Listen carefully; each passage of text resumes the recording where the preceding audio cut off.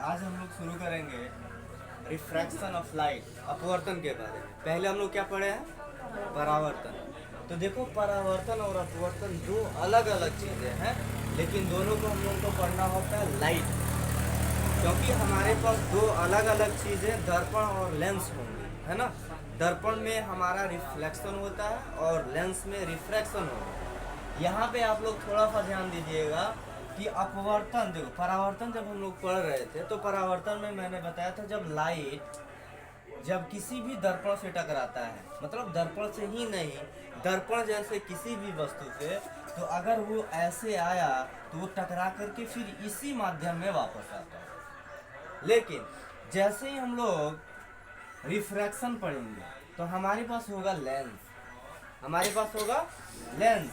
और फिर लेंस में क्या होगा कि यहाँ पे जैसे ही लाइट रेस आपतित होगा, परावर्तन के बाद ये दूसरे माध्यम में चला जाएगा। अंतर बस इतना है कि आपतित किरण ये है, परावर्तन के बाद सेम मीडियम में वापस आता है। लेकिन लेंस में जैसे आपतित किरण आएगा, परावर्तित किरण दूसरे माध्यम में चला जाएगा। यहाँ एक चीज आप लोगों को देखना है, क्योंकि यहाँ एक लेयर जो है वो कलई किया हुआ रहता है। इसमें क्या है, दोनों लेयर क्या होता है, पारदर्शी होता है, और पारदर्शी पदार्थ से लाइट आर पार चला जाता है। और वही है रिफ्रैक्शन, जब प्रकाश की किरणें एक माध्यम से दूसरे माध्यम में चली जाए तब हम उसको कहेंगे अपवर्तन। उल्टा जस्ट इसका था कि जब एक आपतित किरण या प्रकाश की किरण जिस माध्यम में गई उसी माध्यम में वापस आई तो उसको कहते हैं परावर्तन। तो हम लोग शुरू करेंगे आज अपवर्तन के बारे में। सबसे पहले इसकी परिभाषा लिखें कि जब प्रकाश किसी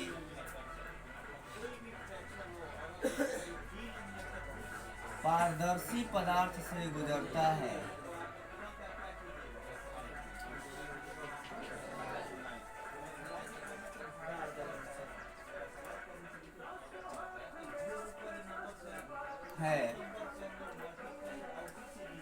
तो वह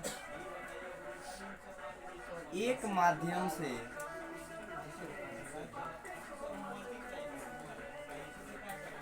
दूसरी माध्यम में प्रवेश करता है।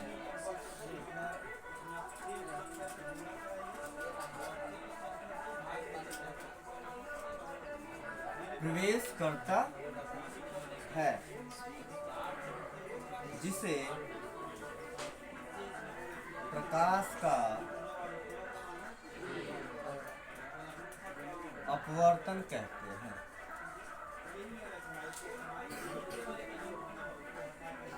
हमने प्रकाश के अपवर्तन की परिभाषा देखी, जिसमें यह बताया जा रहा है कि जब प्रकाश किसी पारदर्शी पदार्थ से होकर गुजरता है तो वह एक माध्यम से दूसरी माध्यम में प्रवेश करता है, जिसे हम क्या कहते हैं, प्रकाश का अपवर्तन कहते हैं। यहाँ पे देखिएगा, एक माध्यम और फिर दूसरा माध्यम, यानी दो माध्यम का होना जरूरी है, लेकिन परावर्तन में केवल एक माध्यम का होना जरूरी है।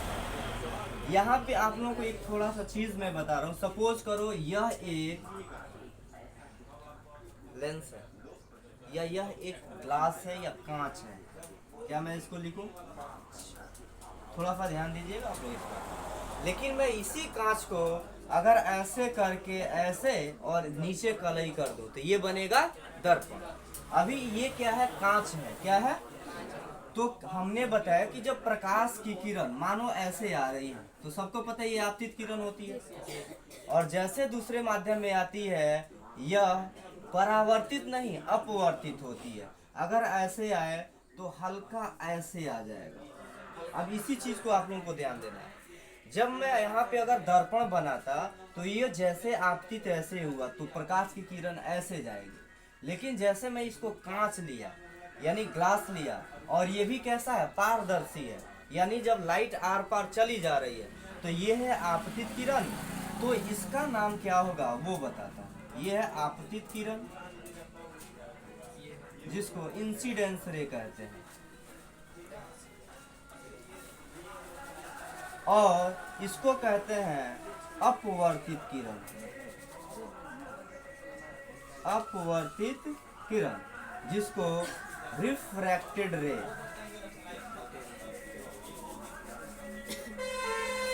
ध्यान से समझिएगा, उसमें होता था आपतित किरण और परावर्तित किरण, लेकिन बस परावर्तित के जगह हमको लिखना है अपवर्तित, क्योंकि हमने पढ़ा है अपवर्तित। अब यहाँ पे थोड़ा सा ध्यान दीजिएगा कि उसमें क्या होता था, ये आपतित किरण, ये परावर्तित किरण और बीच में अभिलंब होता था। ये क्या होता था? अभिलंब होता था। तो क्या इसमें भी अभिलंब होगा? बिल्कुल होगा, इसमें होगा अभिलंब और उसको हम ऐसे डिनोट करेंगे। और ये क्या है जी? ये अभिलंब हुआ। तो जिस तरह से इसमें अभिलंब होगा उस तरह से इसमें भी अभिलंब होगा, लेकिन इसमें अंतर ये है कि अभिलंब नीचे नहीं आता था, क्योंकि ये क्या है? दर्पण है, और दर्पण में दूसरी ओर प्रकाश नहीं जाता है। और इसमें क्या है? प्रकाश आर पार करता है, तो अभिलंब भी क्या होगा? आर पार होगा। अब यहाँ पे ध्यान दीजिएगा, अब दो टॉपिक इसमें हम लोगों को पढ़ाना है। पहला ये होगा नोट, अगर हम लिखें तो नोट 1, ठीक है, 100 रुपये का नोट होगा, बड़ा ही इंपॉर्टेंट। ये आपतित किरण और ये क्या है? परावर्तित किरण। तो इसमें दो माध्यम है। कितने माध्यम होगा? दो माध्यम होगा। एक तो इधर वाला माध्यम और एक खुद ये माध्यम, क्योंकि हमने जब कांच लिया ना तो यहाँ तुम तीन माध्यम देखोगे। प्रकाश सबसे पहले इधर हवा में है, हवा से एंटर करेगा कांच में, और कांच से फिर क्या होगा? फिर किसमें चला जाएगा? हवा में। तो यहाँ पे आप ध्यान दीजिएगा, अगर यहाँ आपतित किरण है और ये क्या है? अपवर्तित किरण है। तो जब आपतित किरण, तो यहाँ दो माध्यम हम बताएंगे। ये है विरल माध्यम, ये क्या है? विरल माध्यम। ये है, ये अगर इसको मैं दिखाऊं, ये है सघन माध्यम, और फिर ये क्या हो जाएगा? इधर वाला, फिर ये विरल माध्यम है, फिर ये विरल माध्यम। तो यहाँ पे मैं दो माध्यमों का जिक्र करूंगा। देखो, जब लाइट विरल से सघन में प्रवेश करेगी, क्योंकि दो माध्यम है हमारे पास, जब लाइट विरल से सघन माध्यम में प्रवेश करेगी तो वो क्या होगा? वो अभिलंब की ओर मुड़ेगा, अपवर्तित की। और जब सघन से विरल की ओर जाएगा तो वो अभिलंब से क्या हो जाएगा? दूर हटेगा। मैं इसको लिखवाता हूँ कि जब प्रकाश की किरण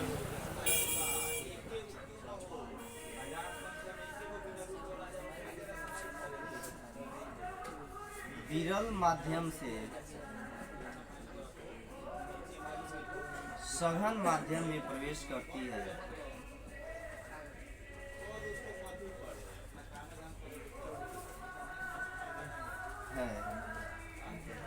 तो वह अभिलंब की ओर मुड़ती है। जब प्रकाश की किरण विरल माध्यम से सघन माध्यम में प्रवेश करती है तो वह अभिलंब की ओर मुड़ती है। और दूसरा क्या होगा? जब सघन से विरल में प्रवेश करती है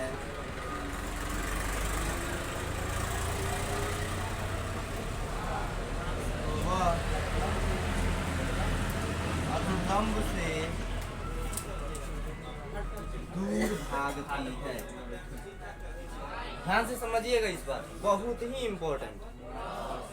देखना ध्यान से कि मैंने यहाँ तीन माध्यम बताया, दो ही माध्यम है, विरल, सघन और विरल। से ध्यान से समझना, विरल और सघन। सघन का मतलब होता है घना, क्योंकि हमने यहाँ कांच लिया और कांच क्या है? ठोस पदार्थ है। और अगर आप 9th में पढ़े होंगे तो ठोसों का गुण बताया गया कि ठोस के कण आपस में मिले होते हैं और बहुत पास पास होते हैं। लेकिन जैसे ही मैं हवा का बताऊंगा, गैस का, तो गैस के जो कण हैं बहुत दूर दूर होते हैं। तो याद रखना, इसीलिए जो यहाँ पे तो हवा है, यहाँ भी क्या हवा है, यहाँ पे है कांच। तो जब भी विरल से सघन में आएगा तो वो क्या होगा? ये बताओ, यहाँ तो विरल है और जब सघन है तो ये दूर थोड़ी ज्यादा भागेगा, ये क्या होगा? अभिलंब के नजदीक होगा।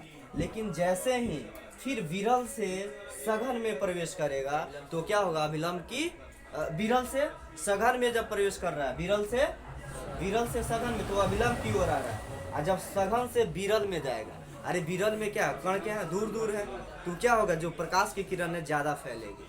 अरे समझ में ना जी। अब ध्यान से समझना, इसका एग्जाम्पल तुम कैसे दे सकते हो। अगर तुम लोग बताओ कि दिन एकदम फ्रेश है या रात एकदम फ्रेश है, ठीक है, तो हमें क्या होता है, दूर तक दिखाई देता है। ये जब लाइट जलाओगे तो दूर तक क्या करेगा, उजाला करेगा। अभी ठंडी का मौसम, अभी कोहरा गिरा हुआ है, तो कोहरा जैसे गिरा हुआ है, तुम टॉर्च को जलाओ, दूर तक जाएगा वो, हमें दूर तक दिखाई देता है। क्यों? क्योंकि अभी सघन माध्यम बन चुका है हमारा एनवायरमेंट। किस माध्यम में है जी, सघन माध्यम में, तो दूर तक नहीं दिखाई देगा।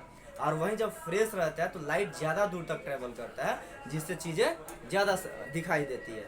इसीलिए जब वो विरल से सघन में आएगा तो वो अभिलंब की ओर झुकेगा, और जब सघन से विरल की ओर जाएगा तो उसके पास मिलेगा खुला मैदान, और वो दौड़ जाएगा, और ये क्या होगा, इसके पास जो ये है अभिलंब से ज्यादा दूर भाग जाएगा। तो देखो, जब वो सघन में आएगा तो वो नजदीक आएगा, और जब वो विरल में जाएगा तो दूर भागेगा। ये क्वेश्चन ऑब्जेक्टिव में देता है कि क्या होता है जब आपतित किरण विरल से सघन में प्रवेश करती है, बस। और जब सघन से विरल में जाए, तो आज हमने टॉपिक पढ़ा कि अपवर्तन होता क्या है। अपवर्तन में दो माध्यम होते हैं, और दो माध्यम में भी एक को सघन लेते हैं और एक को विरल लेते हैं।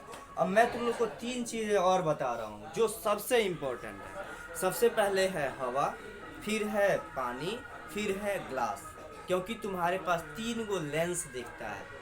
देखो, लेंस वही है जिसमें से लाइट क्या हो, आर पार चली जाए। ऑप्शन देता है, तीन चार ऑप्शन देगा, और उसमें से कहेगा कि किससे लेंस बनाया जा सकता है। ऑप्शन में देगा हवा, ऑप्शन में देगा पानी, ऑप्शन में देगा मिट्टी।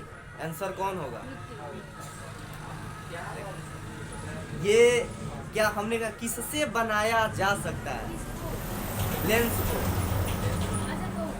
तो क्या होगा जी, कांच होगा। फिर क्या होगा तुम्हारा, हवा हो सकता है। क्या हो सकता है? हवा भी है, क्योंकि हवा भी लेंस। देखो, कांच में बीच में लगा दूं, मैं तुम लोग को देख पाऊंगा ना, अब बीच में हवा है तब भी देख पा रहा हूँ, तो दोनों से लेंस बनाया जा सकता है। लेकिन ये थोड़ा सा आउट ऑफ कवरेज है कि हवा से कैसे लेंस बनाया जाए, क्योंकि वो तो पदार्थ दिखता नहीं है, वो उसको हम पकड़ के रख नहीं सकते। लेकिन आप बताओ, हमारे और आपके बीच में क्या है, हवा है, फिर भी मैं देख पा रहा हूँ। लेंस भी यही करता है कि उधर जो है उसको देखने के लिए बनाया जाता है। अब आँख क्या है, हमारा कम दिखने लगे आँख से, तो हम क्या करते हैं, लेंस वाला चश्मा लेते हैं। तो क्या होता है, सामने वाली चीज़ें हमको दिख पाती है। कि थोड़ा हम लोग दर्पण वाला चश्मा नहीं ना लेते हैं जी, आँख में क्या लगाते हैं, चश्मा, वो होता है लेंस। तो चीज़ें समझ में आई। अपवर्तन क्या है, अब इसका कहाँ कहाँ यूज है, इसको आप लोग देखना। कभी जब तुम लोग देखना ना कि जब मछली जब तैर रही होती है, किस में, तालाब में, कहाँ पे, तो देखो जो मछुआरा होता है ना, कि अगर मछली ऐसे है, जैसे अगर मैं कहूँ कि मछली कैसे है, तो चलो, अरे चलो ये बिंग मछली है, ऐसे मान, ठीक है ना जी। अरे भाई मैं यहाँ पे कुछ ऐसा होगा और ऐसा, चलो बन गया क्या मछली, अरे बना दिया हमने मछली। अब मछली क्या है, जब मछुआरा वो भाला से मारता है, भाला से भी मारता है लोग मछली को, तो मान लो यहाँ पे मछली है, तो जैसे मछली यहाँ पे है, तो ये बताओ वो मारेगा इसके मूड़ी पे नहीं, तो उसके पूंछ पे मारेगा। जानते हो, जैसे वो नदी में मछली रहती है तो यहाँ पे रहेगी तो वो हल्का आगे बढ़ी हुई दिखाई देगी, तो इसीलिए वो सबसे पहले वो बीच में मारेगा। कहाँ पे मारेगा, बीच में या मूड़ी पे, क्योंकि वो क्या होगा, वो जैसे यहाँ पे रहेगा तो आगे की ओर भागना चाहेगी, तो वहाँ पे मारेगा। दूसरा चीज ये देखिएगा आप लोग कि एक छड़ को एक बाल्टी में डालो, क्या करो, तो लगेगा कि छड़ में टूट गया है, दिखता है ना जी ऐसा। तो ऐसा क्यों होता है, अपवर्तन के कारण। दूसरा क्या होता है, जब 5 का सिक्का डालोगे ग्लास में तो लगेगा कि उठा हुआ है ऊपर। दूसरा है बाल्टी में या ग्लास का जो तली होता है, पानी डालोगे लगेगा तलिया ऊपर उठ गया है। प्लास्टिक वाला नहीं, स्टील वाला बाल्टी का, प्लास्टिक वाला में तो दिखता ही नहीं। अरे समझ में, ये सब कारण है अपवर्तन का। तारे जो टिमटिमा रहे हैं ना, रात में चमकते हुए दिखाई देते हैं, वो भी किसका कारण है जी, अपवर्तन का ही कारण है। तो चीजें हमने समझी कि अपवर्तन का यूज कहाँ कहाँ है, ठीक है। इसको आप लोग करना। रोक दे वीडियो।